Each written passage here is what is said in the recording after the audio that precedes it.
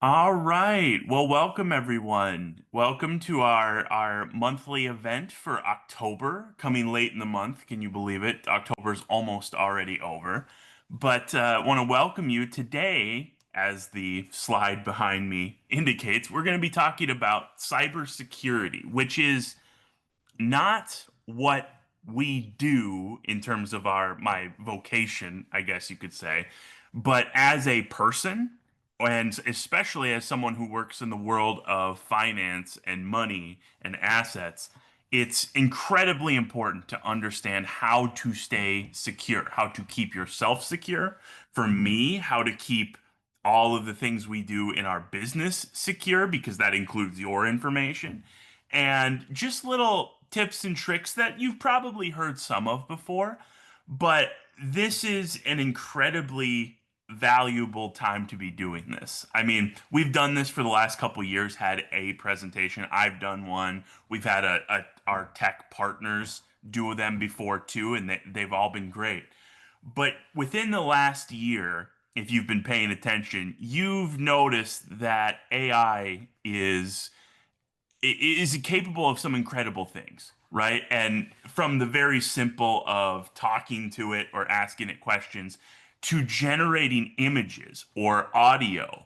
And that is a great tool for people who would wish to do bad things or violate your cybersecurity. So it's a timely topic right now, not just to remind us about how to set passwords or what, good practices are with online security, but also how do we navigate this world of AI? And by all means, I am not going to have all the answers. AI is developing faster than, we can put these things together. And by the end of the day, there'll be new headlines based on AI. But as we move into this new paradigm, I think there are some things that we can think of in advance. So that's kind of the new addition this year beyond some of the conventional wisdom that you'll hear. So I am not an IT professional. That's not my background. However, I'm relatively tech savvy. I guess I'll let you be the judge of that. And cybersecurity is something we take incredibly seriously here because of the nature of our work again and working with personal sensitive information. So there's my preamble out of the way. What I'd like to do for just a second before I get started here is one item of housekeeping. And that is for anybody on this call who has not seen it, or maybe you have, but you were still thinking about it. In November, our next event, we'll do another webinar in November as well, and that'll be on estate planning. I'll talk about that a little more at the end. But we are doing a charitable event in November. It's on November 12th in the middle of the day at our offices. So I know that might be tough, especially if you're still working. It might be tough to get away. But it's to benefit Children's Hospital, and we are packing some of the supply kits that they request, like toiletries and toys and activities and snacks for the patients there. We're providing all the materials. All we're asking people is if you'd like to come and help us pack. By the way, we'll provide lunch if you do. And if you want to bring anybody else to help pack, a friend. So it's purely, there's no educational material happening there. We're just doing it as our charitable event, one of our charitable events for the year. And if you didn't hear about that, we'd love for you to attend. Aaron put the link to register in the chat, but you can also just email us or let us know. Again, it's November 12th at noon, or sorry, excuse me, at 11 at our office. And you get in touch with us for all the details. But we're just putting the word out just in case people didn't see that. We've been sending out invites and things like that over email. Okay, disclaimer over. Now I can get into the details. Again, I'm sorry for everyone who has to hear me introduce myself every time. Most of you know who I am, but just in case, it's good to refresh. My name is Anthony Gerbi. I am a financial advisor. Again, that's what I'll highlight here, not a software engineer, network specialist. However, I know my way around a computer, and I think you'll see that as we talk about it. So there are three, you could call them mindsets, and really they do overlap as this diagram shows, but three important factors when you think about keeping your identity secure, just keeping your information out of the wrong hands. One, keeping it secret. And that doesn't mean only you know it necessarily. That just means things are password protected. There are firewalls in between someone who would seek to gain that info that you would not want to have it. Omniscience, which is, I don't like that word because it implies that you are all knowing. I mean, that's the literal definition. It's more about being aware of what information you have out there, where it is, and how it might be accessed. That's what that term is getting at. And then mindfulness is keeping things updated.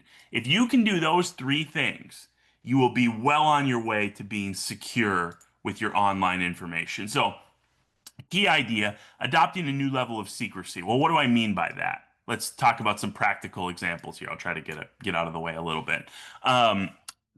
So this is something we've actually had some people take us up on, which is a separate email address not tied to anything else other than your financial accounts.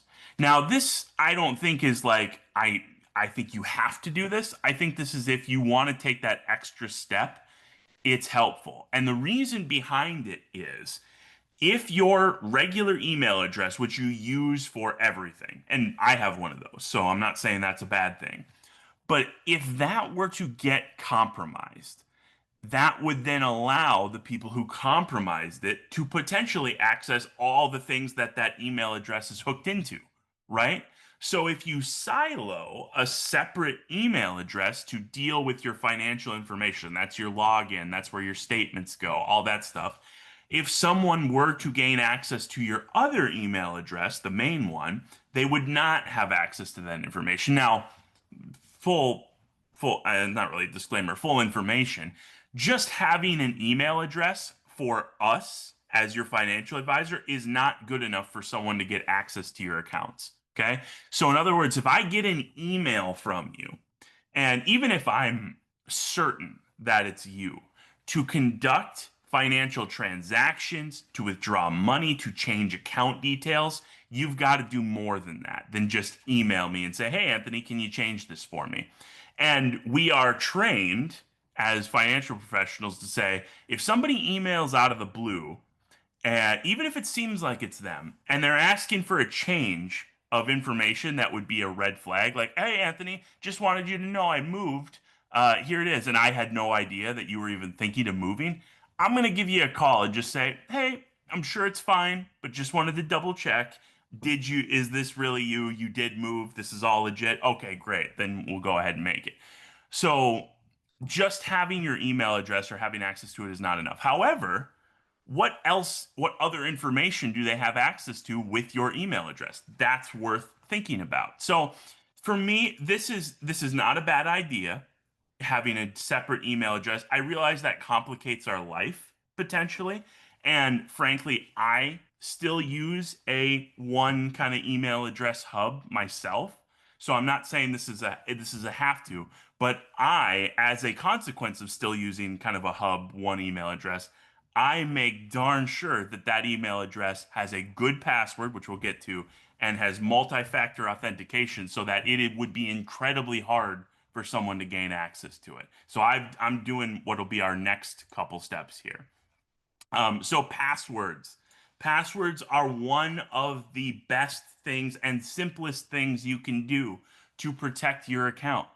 Um, don't Short passwords, not as good as long passwords. Passwords that have only one type of character, whether it's numbers, letters, or symbols. If you have a password with only symbols, that's you're a different type of person than I am because I gravitate towards words. But multiple types of characters do help to make a password harder to crack.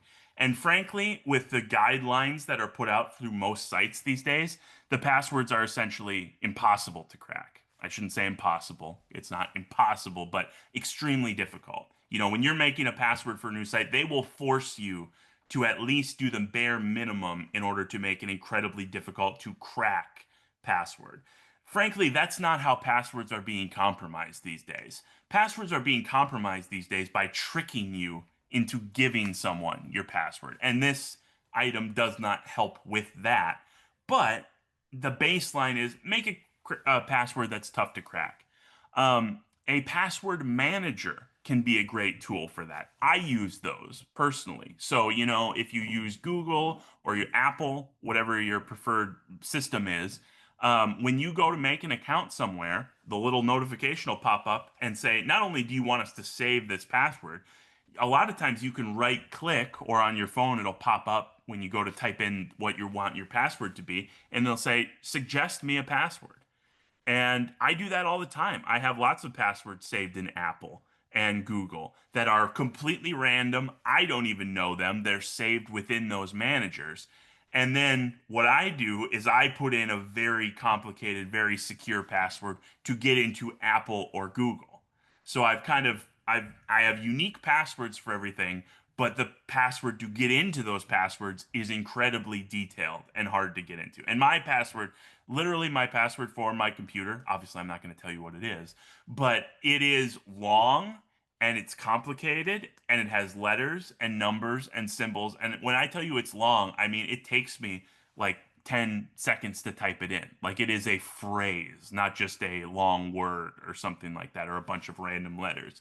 And I once ran it through. You can Google this online. Don't type in your password, but you can say, if I had a password that was this many characters long and had this many numbers and blah blah blah, how hard would it be to crack? And it's like it would take 10 quadrillion years or something like that. So I recommend doing something to that effect to guard either your individual passwords, do it for each one, or if you use a password manager, doing it for the password that gets into that password manager. But certainly don't use password. Certainly don't use, just because you think, I've had this conversation with my dad, just because you think it's a weird or interesting word or phrase that no one would guess, nobody's out there trying to guess your password. They're either using a computer to just go through every possibility of what it could be, or they're trying to trick you into giving it to them. So it's not enough to just say, well, my password is platypus, because no one would ever think of that as a password, right? That's not how it works anymore. You gotta make it complicated so that a computer couldn't guess it, not just a person. And that's different than when computers kind of first came on the scene. The maybe even more important than having a good password, which is still very important, multi-factor or two-step authentication. First, what does that mean? That's simply when you log into something, do you have to then receive a text message with a code, for example? Or you might have the Google Authenticator or Microsoft Authenticator apps where it refreshes every minute with a new 6-digit code that you use to type in. Those are incredibly valuable. They make your account way harder to crack or get into from a nefarious actor standpoint. Most places are prompting you or even mandating you to set that up before you log in for the first time, which is great.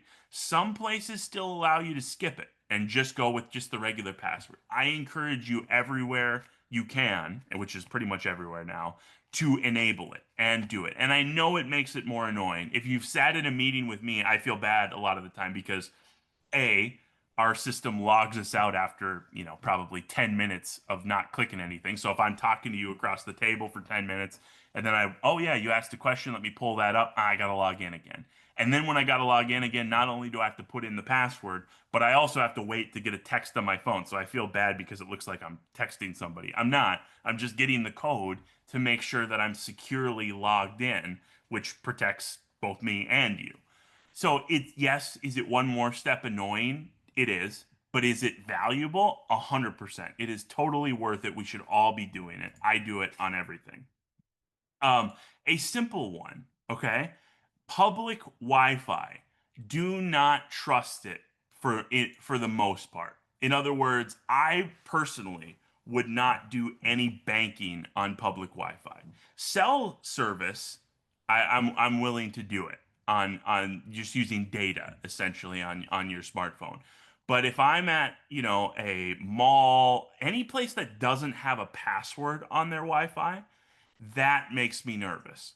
Because if they don't have a password on their Wi-Fi, that means anybody could log into that Wi-Fi. And there are sophisticated tools out there that can allow people to look at the other traffic that's happening on that Wi-Fi network. So if you have the ability to use your phone as a hotspot, so you have your own Wi-Fi network, that's one way to do it. Certainly a VPN, if you're interested in going one level deeper. A VPN stands for Virtual Private Network. It's kind of a way to anonymize yourself online. There's lots of different VPN vendors out there. You have to pay usually to get it, but you can then be a little bit more anonymous. But you want to be logging into Wi-Fi that has a password. And I think the next slide, yeah, talks about your home Wi-Fi. Little known fact, you may be saying to yourself, "Oh, I'm good at home, Anthony. My Wi-Fi has a password." Have you ever changed your Wi-Fi password? And I don't mean you necessarily need to change it every month. You don't. But did you use the password that it came out of the box with? Because they all have a default password when you first set them up. Well, a lot of times that default password is essentially either the serial number or the ID number of the router itself, which other people could figure out. So, did you know that if you didn't set your own password, if you just use the one that it gave you, there's probably a sticker on the bottom of the router that says what that password is. So somebody could compromise it by literally looking at the router, which would be rare. Somebody'd have to be physically there. But it's much more guessable if you've never changed it. So if you haven't changed the name or especially the password of your home Wi-Fi network, that would be a good step to take. And that would stop someone from being able, or make it harder, I should say, for someone to be able to crack your home Wi-Fi. Now, are there people driving around trying to just check for Wi-Fi and trying to crack passwords? I'm no criminal expert. I think that's probably pretty rare, but I bet there are people who drive around and look for Wi-Fi networks at home that don't have passwords, right? Just like a public Wi-Fi, if you don't have a password on your home Wi-Fi, that leaves you open. That leaves you susceptible to someone getting into your system. That's not something we want to do. And make sure things are updated too. If they're usually this stuff should update automatically, but it doesn't hurt every once in a while to take a look. And if you're not a tech savvy person who kind of would even know where to start with that, then it might be worth having somebody just take a quick look, whether that's, Geek Squad or, somebody who you do know who is a little tech savvy, or just to say, hey, take a look at this. What do you think? Do I have any obvious glaring holes here that I should be working on? And again, the point behind all this is these are all angles, vectors where somebody could get access to your network, to your computer, to your accounts, and grab information that would they could use to either steal your identity or try to scam you, or even they could get into your one account and they learn some personal information about you, like your email address, and they find your contacts, and then they send you a fake email that looks like it's from one of your real contacts asking you to give them the password in it. Not just, they won't just come out and say it, but a phishing email that will try to get more information out of you so that then they can crack some of your other accounts. So it can be a multi-level thing. What a question came through? What is WPS and firmware? So firmware is basically the hardwired system that's in your router box itself. And by update, I don't mean you open the box and tinker with the mechanical piece, but that is the essentially software that can be updated that's unique to your router. So the router's own software. The WPS is, ooh, I forget what that stands for. It's part of your security system. It's part of the password system of your router. I'll tell you what it means in 1 second here. So your WPS is your Wi-Fi protected setup, which is a feature. Let's see. So it makes connecting to your router, or connecting devices to your Wi-Fi easier in that you don't have to type in a password. So it allows devices like printers, TVs, or phones to connect your Wi-Fi automatically by pressing a button or entering a short pin. It basically bypasses having to enter the password manually. So, in other words, when I at home have a new device that I bring home, or a friend brings over theirs. Every time something new connects to my Wi-Fi, I have to type in my actual Wi-Fi password to get into it. Now, every time after that, it will automatically connect. So I'm not saying literally every time you turn on your computer, you need to type in your Wi-Fi password. You can have it so it automatically connects after that, as long as it's your device, right? If somebody comes to your home where you don't know well and they're like, "What's your Wi-Fi password?" You know the people. So if it's a friend, obviously that's going to be fine. But if it's somebody you don't know who's asking for your Wi-Fi, then think about that before you give out your password. But um, you don't want to make it so that brand new devices can connect to your Wi-Fi either without typing in a password or only doing like a short pin or something like that. You want to make them type in the password as it is every single time, or the first time again. So not to be confusing on that. Again, you're not typing in the password every time you turn on your smart TV.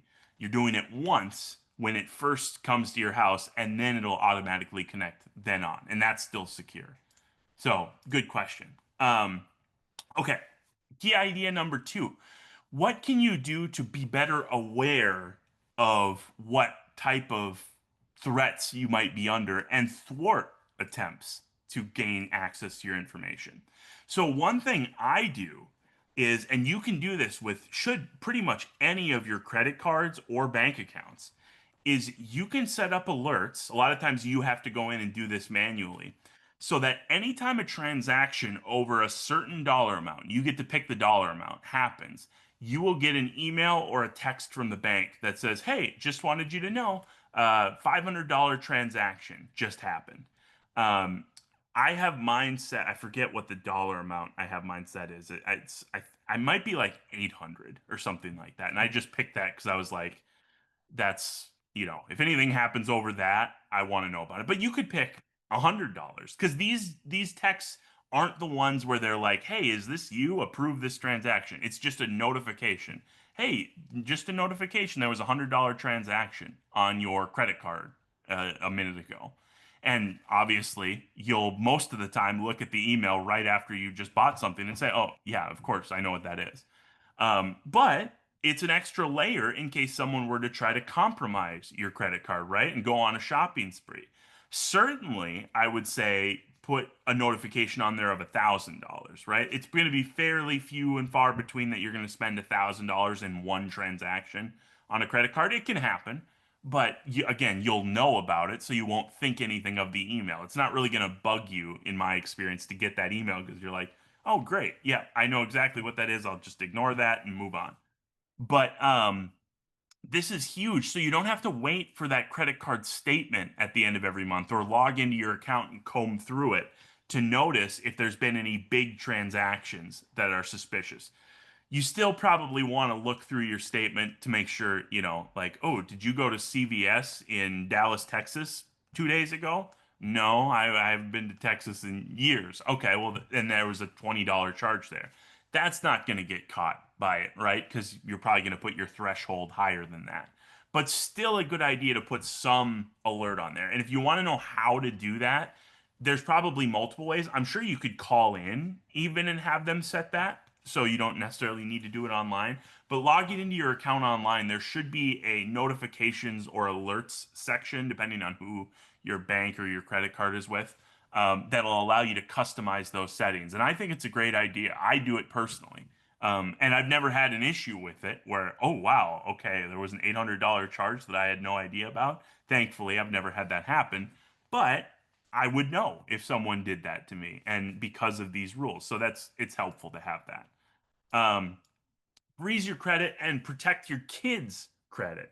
So you don't have to freeze your credit. The way this is worded makes it seem like that's a good idea. However, if you know you're not going to be using your credit, and I don't mean your credit cards, I mean like some place that would run a credit check that you'd be trying to get a loan from, like a home loan or a car loan or something like that. Like if you don't plan to buy anything on credit other than a credit card for a while, you can freeze your credit, which means nobody can use your credit, even you, until it's unfrozen to gain financing for something. Obviously, this is different from credit cards because credit cards, if you experience fraud with that, generally they give you back the money from the fraud, they give you a new card, you're good to go. A bank fraud situation can be much stickier.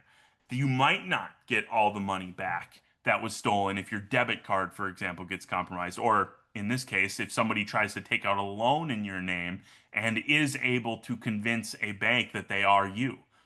Very tough to do. Don't get me wrong. I'm not saying that's something that happens every day. Well, I mean, it does to somebody, but it's not something that happens to lots of people every day. But it's possible, and freezing your credit helps prevent that. It locks your credit with a PIN. Freezes are free in every state, and the three credit bureaus are Experian, um, Equifax. I'm doing this from memory now. What's the third one? I'll tell you here. Equifax, Experian, TransUnion was the one I couldn't think of. So you can log into their site. That's also places where you can check your credit rating. You might remember the Equifax hack from a few years ago where all that information got compromised. And we'll talk about that in a minute. What happens when something you are involved with gets hacked, not you yourself, but someplace where that has your information. But you can request a freeze, and you can also request a search on a child's social security number at all three of the bureaus and freeze their credit. And that is an underrated thing to do because a lot of these scammers know that a child, a minor child, will not be checking their credit, right? They have no reason to check their credit. They've never used their credit before. So that if they can gain access to that information, they can try to take out a loan in a child's name and it won't be caught right away because who checks their credit as a 15-year-old, right? Or even whose parents check that. So that is an angle they can use to attack as well. And you can freeze a child's credit as well. You might think, wouldn't it be difficult to take out a meaningful loan as a child? And the answer is, yeah, that would be difficult, but it's happened. Scammers have attempted and succeeded at that before. So this is not about, I'm talking about all these ways you can be affected. And I think it's tempting to become sort of paranoid because of this. Like, oh my gosh, look at all these ways that somebody could come after me. In general, right, many of us will never experience any of this or any of the more sophisticated methods I'm talking about. But being prepared, taking proactive steps is still a good idea. So I hope you're not becoming paranoid. It's more about being aware of the possibilities here. So, mindfulness. This is about being alert without feeling like it's overwhelming you or you're becoming paranoid, like I just said. Make sure your software is updated. Do you have computer updates? When was the last time, for example, because this is the way computers are built these days, that you shut down your computer and then restarted it? Or have you just allowed it to go to sleep every night? And if you've only allowed it to go to sleep, have updates been happening in the background? Depending on what system you're using, whether it's a Mac or a PC or an Android or an Apple smartphone, there are ways to check, one, that you're up to date, but two, even sometimes just shutting it down and restarting it every once in a while will cue these updates that have been building up in the background. So hopefully, and systems have gotten a lot better at this of keeping you updated, even if you are just only letting your phone or your computer go to sleep, not shutting it off. Um, and I'm a little bit old school in this way. I shut down my computers every day. Most people don't. And even like if you go to like the Apple store, I would assume they're going to tell you you don't need to do that. Like these computers these days are designed to go to sleep and use basically no power, and so you're not being inefficient, and they're totally fine. And that's true. I'm just old school that way. That's the habit that I've been in since I started using computers. I don't turn off my smartphone every night. I let it go to sleep, let the screen turn off. I charge it every night, but I don't do that. And that that keeps me up to date just fine. So you don't need to be somebody who shuts it down every day. But if you haven't updated for a while, if you're unaware of that, it's worth checking. And depending on the software you're using or the computer you're using, there will be a way to check that. Probably the best way, again, because I'm not a a tech person would be to Google how to check for updates. Back up your files so you never pay ransomware extortion. Again, how many of us are going to get ransomware individually? I think individually it's a small subsection, but this was just in the news in the past year. If you remember, the city of St. Paul was hacked and they were held up with ransomware, which is essentially pay us money, or a lot of times they'll have you try to pay like cryptocurrency because it's less traceable. Um, in order to get your information back. And the city of St. Paul had a couple days where they had to try to figure out what they were going to do and how far back was their backup and how much progress were they going to lose on all of the, data that had been held up if they just said, no, we'll just go back to our backup. But imagine, and thankfully they have an IT team, but imagine if they didn't have a backup for anything. Imagine if all your documents, somebody were to gain access to your computer, locked you out of it, and said, unless you pay me $5,000, you'll never get into this computer again. What would you do? Well, a lot of us, I would. I use a Mac, so I would call Apple and I would say, "Hey, wipe my computer. It's been compromised. Wipe it clean. I've got everything backed up to the cloud. That's important. iCloud if you're on Apple, OneDrive, or all the different Microsoft options if you're on a PC." And I do that with my personal info. Everything that's important to me is saved to iCloud. Because if not just if my computer were to be compromised, or, that would be one option, but let's say, lightning strikes my house and my computer gets fried or something like that. I don't want to be in a world where everything that I think is important is contained on just a physical hard drive somewhere. Not that that's bad. You want physical hard drives. Maybe that is your backup, a second hard drive that stores your info. But I don't want it all there because those things can break. And yes, cloud stuff is not permanent either, for sure. But having it sort of decentralized is a great way to handle, hey, what happens if I lose my info? So it could be through ransomware. Again, that's sort of the more dramatic version. It could be you use a laptop and you accidentally drop it and it breaks, right? And the hard drive gets smashed somehow. And you're like, oh my gosh, all my important documents are saved on that hard drive and now I can't get into it. Have a backup, whether it's a backup physical hard drive or backup to the cloud or both, frankly. Both you could easily do both of those and then you're covered on many bases instead of just one. But that is a great idea. I encourage everybody to back up. I mean, you don't need to back up literally everything on your computer. You don't need to back up like your Google history necessarily, unless that's important to you for some reason. It's not to me. So I don't like back that up and have a list of every website I've ever visited. But documents, things that I've saved, confirmations, receipts, like, ooh, this is an important thing. I save that stuff to the cloud so that I have a backup for it. And for me, because I use Apple products, it's mostly iCloud. But I do use Windows stuff too. And there's OneDrive, SharePoint, some of the cloud storage options they have. Google as well, by the way. Personally, I have documents in the Google Cloud.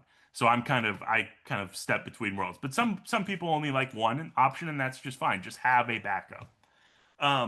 One of the best skills you can cultivate as an online person in the world is how to suss out a fake email or, frankly, a fake text message, because those are getting more and more common. They have been for the last few years. You should be looking at all of the following items. Now, again, there's going to be emails that probably look so legit that they might pass these filters, essentially. But we all have, and I'm a very skeptical person. I've sent emails to Cetera, our broker dealer, when I've gotten internal emails from Cetera being like, I've never talked to this person. I've never heard of this before. This could be totally legit, but I just need somebody to confirm it for me externally.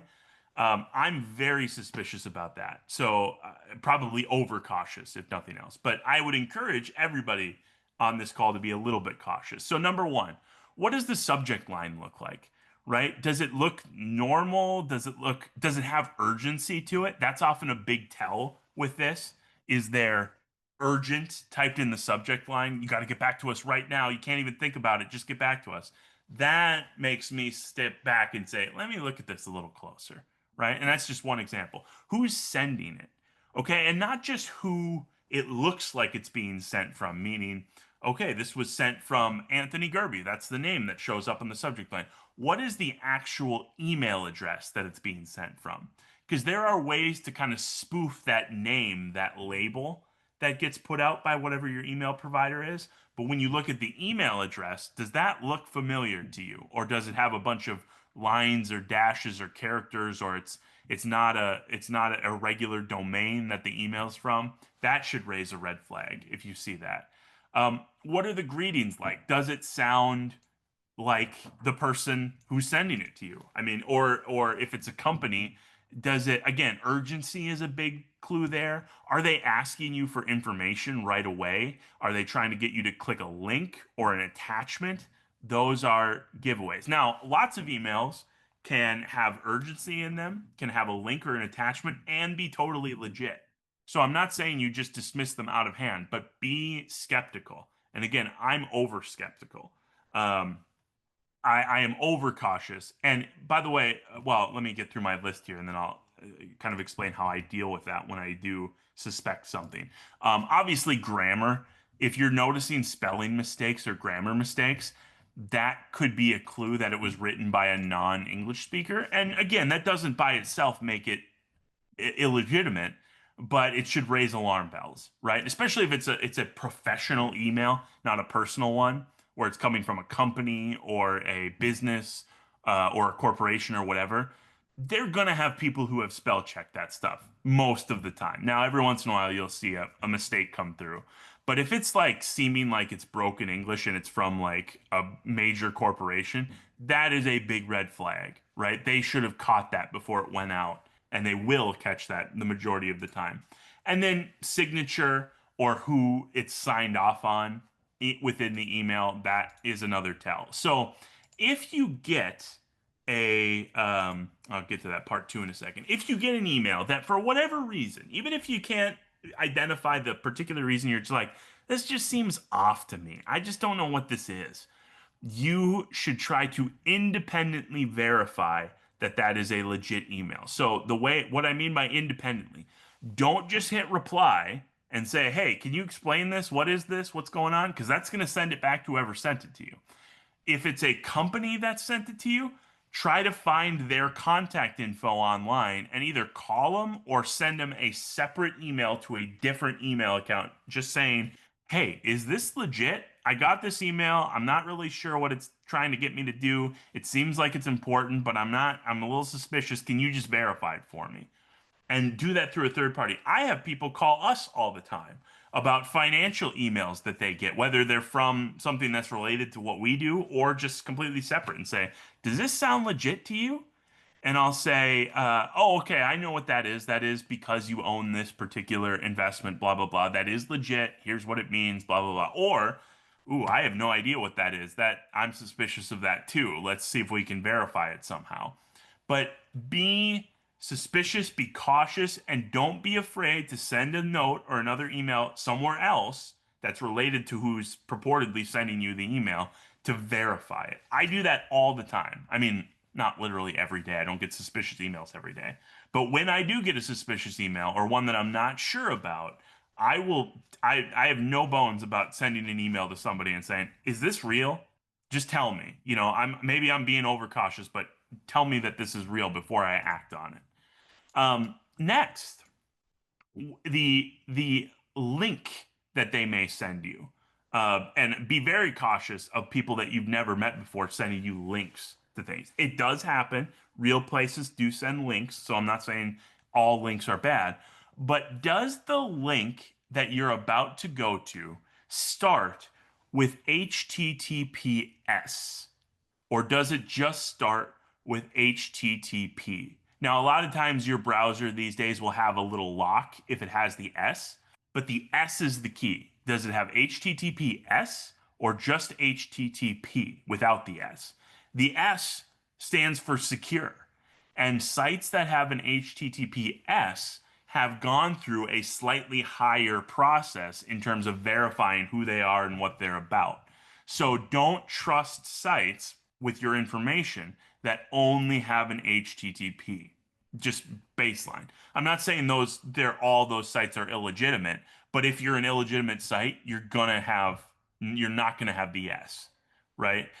There are probably some scam sites that have been able to get the S added on there, so I'm not saying this is a guarantee, but if there is the HTTPS, it's a much stronger indication that this is a real website, not one designed to look like another website. So let me paint the picture of what this you may understand this already, but just for those who maybe have never seen this before. Let's say you open up your inbox and there's an email in there from your bank.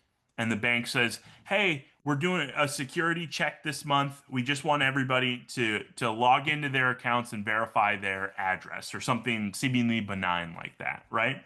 And you're like, "Oh, okay, I can go in and just make sure they have it. I'm sure they do, blah, blah, blah." And you click the link in the email and it brings you to your bank site and you type in your login information and then it doesn't go anywhere. And you're like, what's going on? It's telling me I got the wrong. Sometimes they'll tell you you have the wrong password, or sometimes they'll bring you to a site that like you can't go anywhere from. And it's like, what's going on? This doesn't look right. And then you go back and you look, and the link in that email that was sent was to a site that is not your bank. It's to a website that was designed to look exactly like your bank's website. And when you typed in your login information, it was recorded and stolen by the organization that's trying to scam you, right? So they spoof these websites and make them look identical so that they trick you into actually entering your username and password. Well, now they've got your bank account information, your username and password. Now they're going to go log into your bank as you and try to do stuff, right? So be very careful clicking those links. And if you do click a link, make sure it is the real site, which will almost certainly have an HTTPS instead of just a regular HTTP. AI. Okay, I teased this at the beginning. This is sort of the new section. Let me just talk about this for a minute, and then we'll kind of get into some concrete things. AI is the new frontier. You've probably seen videos, images. We are very close, if not already there, to images or video that you see online. It will be impossible to tell whether it is real or fake, right? We had a while where AI first came on the scene where you could kind of tell, oh, that's an AI video, like that's weird, or something doesn't look quite right, or that person has 6 fingers or 2 fingers, right? So it was a little bit easier. That is rapidly going away. If you've seen some of this new AI technology, it's still a little bit not perfect, but very soon it will be perfect. And I promise you this. There will be a point, probably very soon, where anybody will be able to generate any video and it will not be you as an individual, me as an individual, we will not be able to tell whether it is real or fake. That has a ton of implications for social media, for news, for the world in general. However, it also has an it could have an incredibly powerful impact on scamming, right? Because in the past, if I logged into a Zoom call with you, I can see that you're there. And there's no way that anybody could have really spoofed you to the level that I would have believed it, right? Well, am I going to get, and I'm just hypothesizing, am I going to get a meeting request from somebody who logs into Zoom and it's an AI person, right? That could happen at some point. I'm not trying to scare anybody, but this is not science fiction anymore. This is on its way to being true. Things that have already been happening, voice cloning. So somebody scams you or just says, "Hey, call this number. We just need to verify some of your information." And they ask you totally benign questions and they don't steal any of your information on that call. But they've gotten you to say enough words that they can recreate your voice. And now they can call out to other places and they actually have your voice print. So frankly, some of these sites have like voice print identification. That's going to go away. That's not going to be a reliable method of security anymore with the voice cloning AI capabilities. And obviously, being able to write a coherent email with AI. I mean, I mentioned earlier one of the tells on an email is bad grammar or bad spelling. We shouldn't be seeing those anymore because AI will be able to write with perfect grammar and perfect spelling, and you'll never be able to tell that it was written by somebody who maybe can't speak any English. So that is another area. So these scams are going to appear completely real. They're going to have much more sophistication in terms of the technology used to create them. And we're going to have to, as people, be even more suspicious of the information that's being given to us, even if it looks legit. And so cultivating a healthy skepticism is incredibly important. An example, this is from a couple years ago. You may or may not have seen this on social media. There was a fake story going around about an explosion at the Pentagon, and it was an AI generated still image. So fake sites, fake emails, fake social media posts were saying, hearing, hearing there's been an explosion at the Pentagon. Here's a picture from our reporter on the ground. And that image looks real enough to me. I mean, I can't tell that it's the Pentagon necessarily, but that looks like a real image, right? And it was complete AI. Everything was written by AI, the image was generated by AI, and it tricked even some verified real people to amplify and share it. In fact, there was actually a brief dip in the US stock market by some people who believed it was real and thought we were under attack or something before it was fairly quickly revealed to be a hoax. But remember, that was 2 years ago. Our technology has only advanced since then, and these fakes are getting better and better. So there will be more stories like this. There will be more fake stories with AI. I mean, if you're on social media at all, you're seeing them all the time, by the way. But there will be ones that actually capture the zeitgeist for hopefully only a short period of time and could impact the real world like that. And that's a scary thing to think, but we just have to remember to be skeptical as individuals. Here's a good example. Is this picture real or fake? And the answer is, you might guess because it's the only one on the screen. This is an AI generated image. This is not real. Those people are not real. That's not really the Golden Gate Bridge behind them. But if I put that in embedded in a social media post, a news story about this couple, or they're not real, so they're not a couple. But if I made up a story about them, that looks believable to me. I don't see, for example, a lot of the obvious issues that AI and generated images sometimes have. Now, if you look really closely, you can see there's some weirdness to it. The scarf around her neck, and this image is specifically designed to sort of somewhat highlight those. The scarf around her neck is a little strange. What's going on with his red zipper down by the bottom of his shirt, right? Like that doesn't quite look right if you really look at it. But at first glance, no, that just looks like how his shirt is. His backpack strap, as it goes over his shoulder, as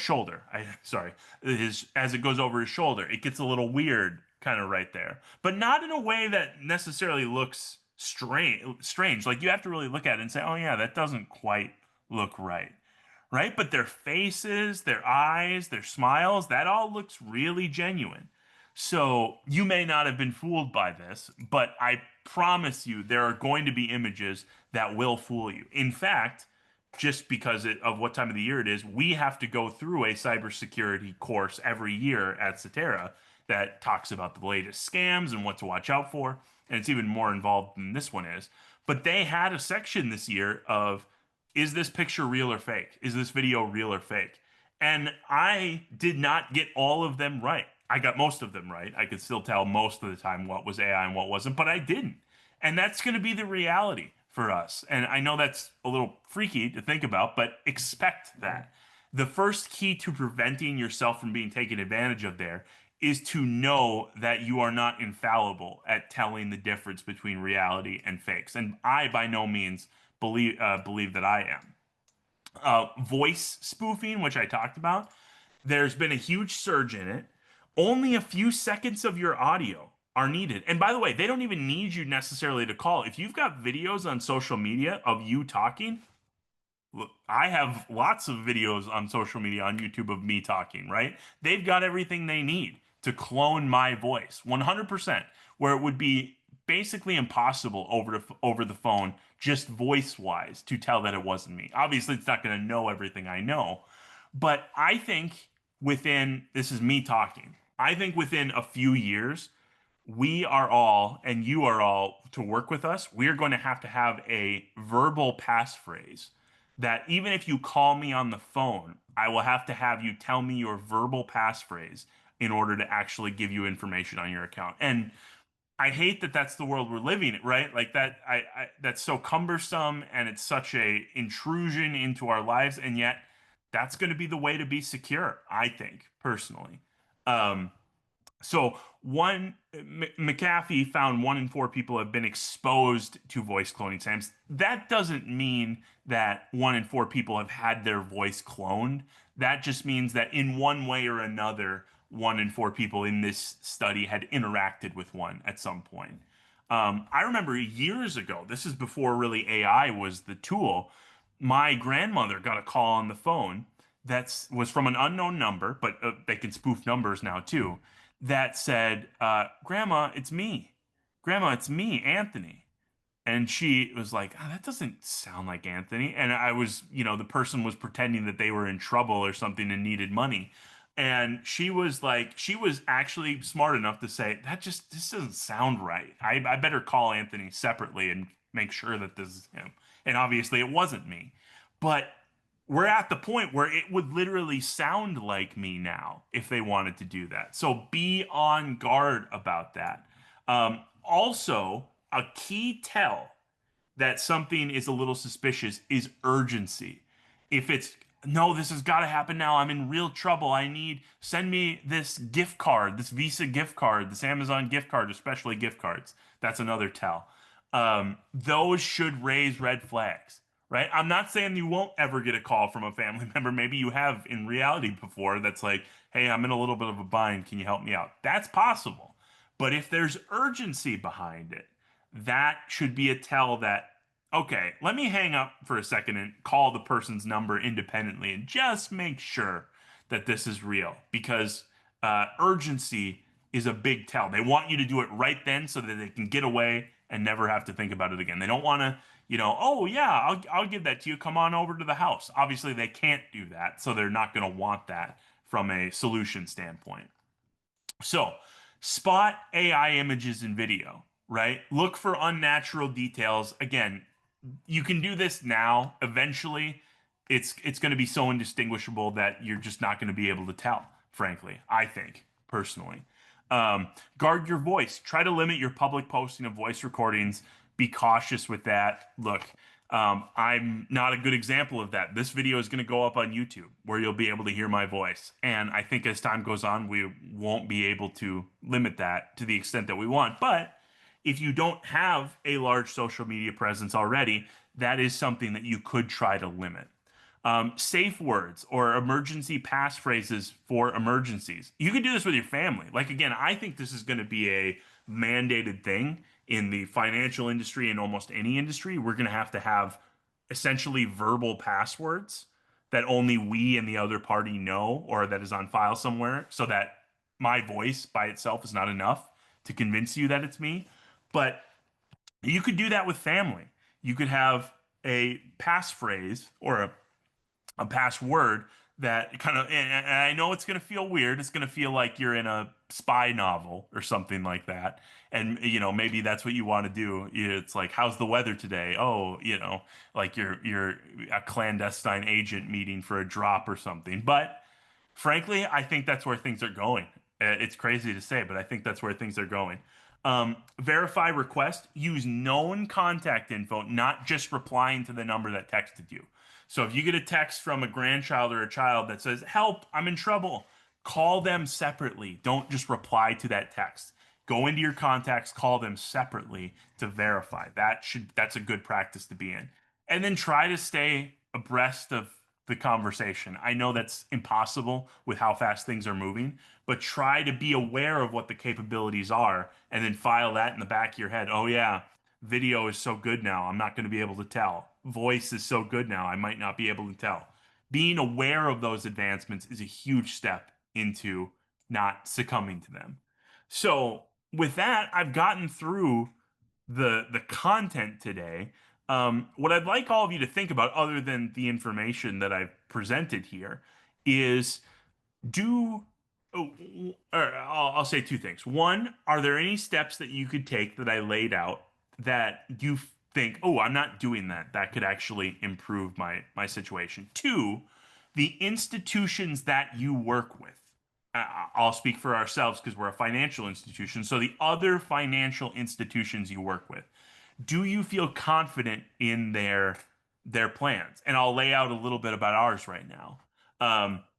We have high levels of security through Cetera. Encrypted emails, logins to your accounts are all multi-factor authentication, both on our end and on your end if you want to log into your account through AdviceWorks. There are many steps if someone were to impersonate you and try to take money out of your account. We've actually never had that happen, so knock on wood, we won't. But if it did, there are multiple steps that they would have to get through, including talking to us verbally and confirming it at least over the phone. And again, I think that's going to change. But there's paperwork they'd have to sign. They'd have to have access to your email. They'd have to have access to your multi-factor authentication. There are so many barriers in front of that that we feel very strongly that we are secure. And again, thankfully, we've never had a problem. But if you work with other people in other realms, accountants, banks, other financial advisors potentially, ask them what they're doing about this and what their strategy is. That should be a fair question to everybody, including us. And if you want to hear more about that on a one-on-one, absolutely send me a note. I will happily kind of break down the way that we think about it. Obviously, none of this is like private information. Like there's not, I'm not going to tell you how things are encrypted or whatever, but I can tell you that they are encrypted. I can tell you that website access is secure. I can tell you that we do have a tech team. Stein Financial Group has a tech team on top of the tech team that Cetera has and provides us. So we take this incredibly seriously. I hope you do too. And I hope you've heard a few tips that can help you better understand where you're at and where things are going, and then maybe even help prevent a little bit more potential issues that could pop up. All right, I see a hand raised. Let me let you talk here, Sandy. It should let you unmute. Perfect. Okay, a few years ago, I froze all my credit after having some fraudulent things come up on one of my credit cards. Yep. I, I don't recall ever getting a PIN number, Okay. and I'm not sure how to go back in and unfreeze my credit when I want it. Yeah. Did you do you think you froze it with all three of those credit? I'm pretty sure I did all three. Okay. So you should be able to good question. You should be able to contact them, and even if they didn't give you a pin, or maybe they did and it was buried and they probably would have mailed it to you and maybe that just got missed or something like that, you should be able to get back in and verify your identity through other means without having the pin. So in other words, it's not going to be you don't have to worry that it's going to be frozen forever. I don't know their exact policy, but my guess would be they'll either over the phone or online ask you to verify your social security number, your date of birth, address, all that stuff. Maybe if you, one thing I didn't talk about was if you open an account with us and we do paperwork online, so not in person physically or mailed to you physically, you have to answer what they call it. The service is called LexisNexis, which is just publicly available information about you that you have to verify, which is that's the if you've done one of these before, you'll know. What color was your Toyota Corolla that you owned in 2007 or something like that? Like that's DMV information. So that would be another way that these credit unions could verify you're you and let you back in. But you might have to do some sort of recovery process. It won't be too difficult, but you should be able to do it that way. Okay, thanks. Yeah. Yeah, and So I'm not worried that it would be locked forever or anything like that. You'd be able to verify your identity and get back into it. But if you don't need to, you can feel free to let them stay frozen. Or even if you want to keep them frozen, you could get back in touch with them and just say, "Am I supposed to have a PIN? Because I don't really know what it is. Can you send me a new one or reset it or something like that?" You could absolutely do that too. Well, we are at the top of the hour, so I will let you go. Another quick reminder, we are doing that event that I mentioned at the very top next in November, November 12th. If you can make it, we'd love to see you there. But I hope this was helpful today, and I hope you have a great rest of your Wednesday. Thank you, everybody, for being here.